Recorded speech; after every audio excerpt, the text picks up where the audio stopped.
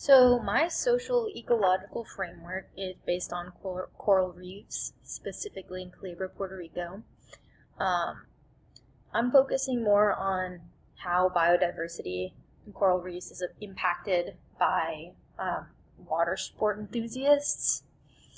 But coral reefs in general provide ecosystem services such as carbon sequestration. I hope I said that right. And it also, reefs host a lot of primary producers. They're made of small organisms themselves, the reefs, and they create a habitat for many, many other species to live, reproduce, and thrive, which we often need as well, because we fish a lot and we eat fish, and a lot of those animals that we eat and use come from coral reefs. They grow up there and they reproduce there and things like that.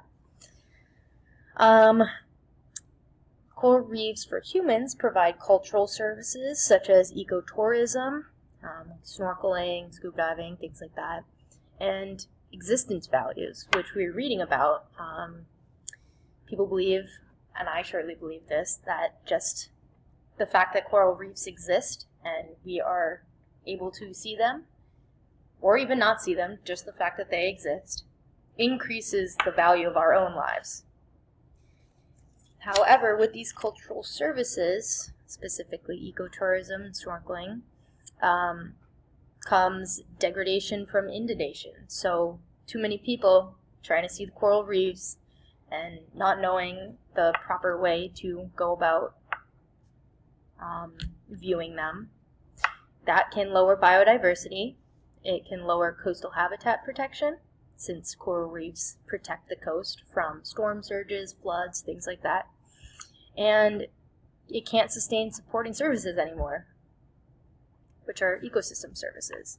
And this all happens when people try to scuba dive and snorkel without understanding the proper methods of doing so. So you can't get too close to the bottom because you'll kick up sediment, and the sediment will fall on top of the coral reef and suffocate it. You can't touch anything because humans have oils and chemicals and whatnot that one touch can kill multitudes of organisms, since coral reefs are made of multitudes of tiny, tiny organisms. Can't take anything, and you surely don't want to leave anything behind. So basically, we can have all of these things without these things, hopefully, if we learn how to visit the reefs properly.